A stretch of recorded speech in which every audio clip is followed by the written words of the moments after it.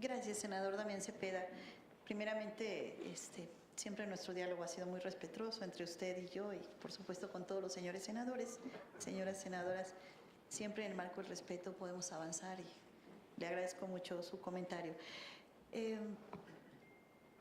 Sobre la capacidad, trayectoria, independencia, mire, dentro de estos 20 años que he estado como juzgadora del año 2000 a la fecha, nunca ha habido nada, ninguna injerencia externa que pueda afectar esta independencia judicial.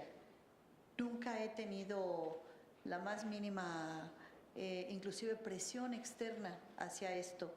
Probablemente algunos grupos que llegan a tomar el tribunal para poder resolver nosotros en determinado sentido, ni aún así ha sido la presión que puedan ejercer, porque nosotros no podemos, como yo le dije hace un momento, cuando el juez pierde su independencia deja de ser juez, ya no es juez, puede ser cualquier otra cosa, una oficialía de partes o cualquier cosa, pero no puede ser un juez. Entonces, en ese sentido, hay miles de sentencias que lo avalan. Ahora bien, en el Tribunal de Justicia Administrativa, es un tribunal donde los asuntos se resuelven colegiadamente. Somos 7 magistrados los que integramos la sala superior. Debe haber por lo menos 4 votos en determinado sentido para que la resolución sea aprobada. Es decir, yo no tomo las decisiones, las tomamos todos los que integramos la sala superior. Es importante señalarlo porque a veces se quisiera personalizar los temas y decir, usted impidió, no. Es un tribunal donde se toman las decisiones colegiadamente, en sala ordinaria 2 de 3 y en sala superior 4 de 7, de 7 votos. Sobre el avance del sistema penal acusatorio y la prisión preventiva oficiosa, debo comentarle que me causa preocupación que hoy los resultados del sistema penal acusatorio no son los que los mexicanos esperamos. Escuchamos los jueces y magistrados de las diferentes en materia penal que se quejan justamente de ello, de que no ha sido lo suficientemente efectivo y que hoy tenemos menos personas en la cárcel porque este sistema penal ha permitido que todos salgan, ya sea porque no hay prisión preventiva oficiosa o bien porque se violó el debido proceso en algún momento de la cadena. Nos parece preocupante, nos parece que es urgente hacer una evaluación, fundamentalmente en los órganos legislativos y en el Poder Judicial, para revisar legisladores y Poder Judicial cuáles son las fallas que ha tenido este sistema. Si no existe esta conferencia entre poderes, yo he dicho independencia sí, indiferencia no, tenemos que haber comunicación. Si los legisladores nos permitieran a los jueces, y en este caso de materia penal, ser escuchados, creo que ustedes podrían tener muchos elementos para poder reformar la ley en beneficio de todos. Entonces me parece que es necesaria esa conferencia que debe haber entre dos poderes, el ejecutivo y el judicial. En este caso, concretamente el sistema penal acusatorio, para que escuchen verdaderamente lo que está sucediendo. Pero no podemos dejar a un lado a las fiscalías. Cuando platica uno con los fiscales, los mismos fiscales se sorprenden de que hacen las cosas perfectas y el juez los deja salir. Escucho uno a los jueces y dicen, me mandaron el expediente imperfecto. Entonces, si no tuviéramos jueces y ministerios públicos, ¿a quién le vamos a echar la culpa? O sea, es un problema donde unos y otros creo que hay que escuchar a los dos para que podamos avanzar en esa reforma preocupante, la evaluación del sistema penal acusatorio. Y creo que se debe hacer cuanto antes. Con relación a la prisión preventiva oficiosa, esta no es automática, porque se le debe acreditar al juez que efectivamente la persona cometió lo que se está señalando por parte del Ministerio Público. Entonces, creo que no va a ser en automático. Me parece que ahí tendremos que entrar otra vez al proceso de la capacitación por parte de los ministerios públicos para que se pudiera dar la prisión preventiva oficiosa. Entonces, creo que no debemos tenerle miedo a la figura. Finalmente, no creo que vaya en contra de la progresividad de los derechos humanos. La progresividad implica este gradual progreso para lograr un pleno cumplimiento en materia de derechos humanos, una evolución en los derechos humanos. Desde mi particular punto de vista, sin adelantar ningún criterio, creo que no genera ninguna involución tampoco estamos hablando de una evolución, pero no es algo automático, no. El hecho de la prisión preventiva oficiosa me parece que como está, no está generando una involución ni tampoco una violación a los derechos humanos. Se tiene que acreditar por parte del Ministerio Público. Ahora, con relación a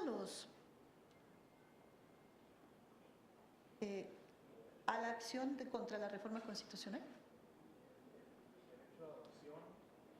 Sí, del mismo sexo. La adopción homoparental, efectivamente. Mire, actualmente la adopción se da con una solo de los dos. Entonces, en ocasiones vemos parejas del mismo sexo donde uno de ellos ya traía al hijo porque es viudo, porque es divorciado, porque decidió adoptarlo de manera solamente uno de los dos. Entonces llega la pareja y ya trae a alguno de los dos, del menor. ¿Qué es lo que nosotros estamos viendo? Mientras el niño, creo yo, no tenga una afectación psicológica, una afectación en su desarrollo, creo yo que el niño tiene una familia y se siente además identificado con esa familia, con esa mamá. Si la mamá decidió juntarse con otra mujer, pues el niño se siente ya identificado con las dos mamás. Inclusive yo he visto casos donde les dice mi mamá fulana y mi mamá sutana.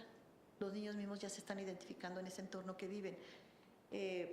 Creo yo que no es un tema de interpretación judicial, ni tampoco de una cuestión legal, sino hoy lo vemos y se está dando, y se da de una manera frecuente. Ahora bien, cuando la pareja, cuando las dos personas del mismo sexo no tienen familia y pretenden adoptar, creo que ahí es un tema donde se tendría que analizar y revisar si es conveniente para el niño tener y llegar a una familia donde los dos sean del mismo sexo. En esos nuevos niños que van a ser adoptados, habría que analizarlo y revisarlo con las instancias competentes sobre si es conveniente o no para el menor. Aquí siempre hay que privilegiar el interés superior del menor. Eso me parece que es fundamental en la adopción del mismo sexo. Con relación a las remuneraciones, la facultad constitucional, que nadie puede ganar más que el presidente. Bueno, ahí sí considero que el presidente podrá determinar su salario, pero este no tiene necesariamente, en el caso del Poder Judicial, que involucrar al Poder Judicial.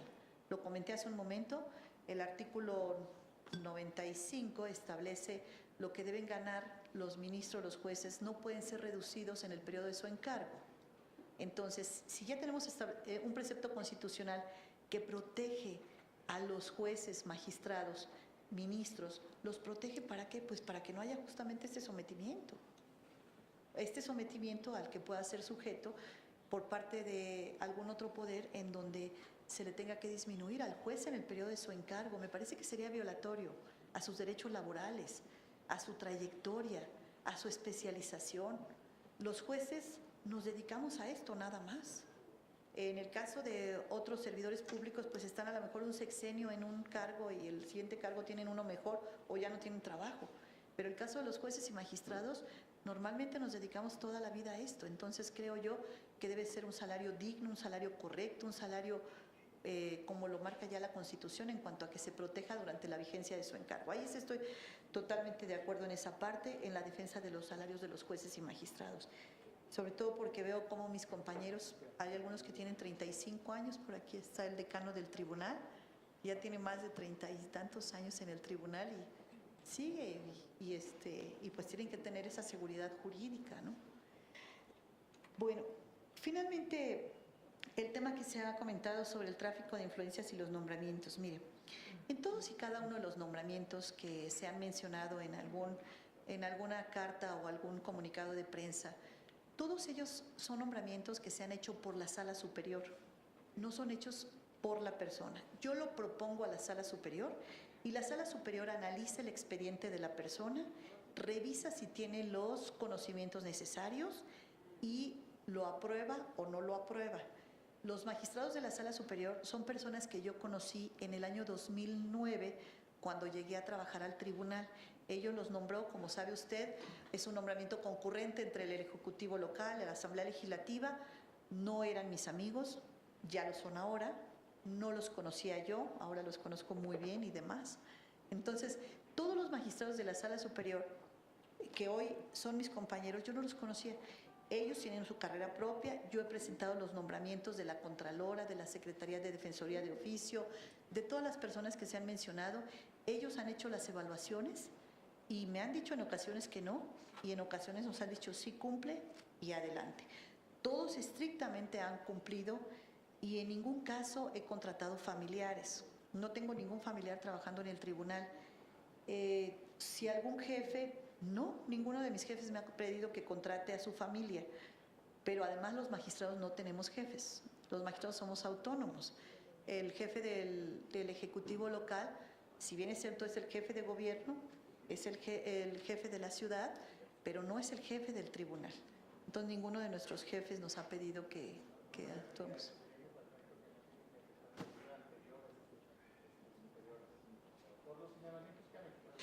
Ok, sí, muy bien.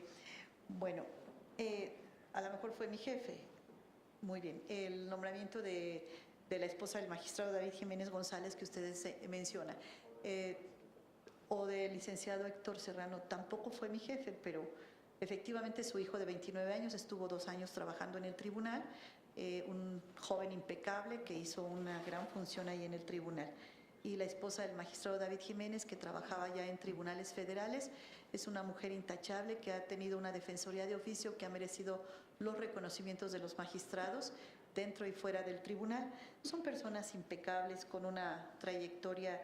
El hijo del licenciado Héctor Serrano ya no está en el tribunal, estuvo hace muchos años, estuvo durante 2 años, tenía 29 años, y la directora de Defensoría de Oficio, la secretaria de la Defensoría de Oficio, sigue afortunadamente con nosotros y es una mujer que ha hecho un trabajo extraordinario. Sobre el tema de la Supervía Poniente, yo quiero comentarles que el tema de la Supervía Poniente no tardó 22 meses. Desde que ingresó la demanda en el tribunal hasta que salió de la Suprema Corte de Justicia de la Nación, porque recorrió primera instancia, segunda instancia, colegiados, y la Corte fueron 44 meses. No tardó 22, fueron 44 meses. Yo me permito traerles copia de la sentencia que dejaré a disposición de la Secretaría Técnica de esta comisión, para que si alguno de los senadores desean revisarla, lo puedan hacer con toda libertad. Esta sentencia se aprobó en sala ordinaria, tardó cerca de 1 año, se aprobó efectivamente declarando la nulidad de la autorización para la obra. Después en la sala superior se revisó, tardó otro año más, se revisó esta obra y se determinó que se sobreseía el asunto por 2 razones.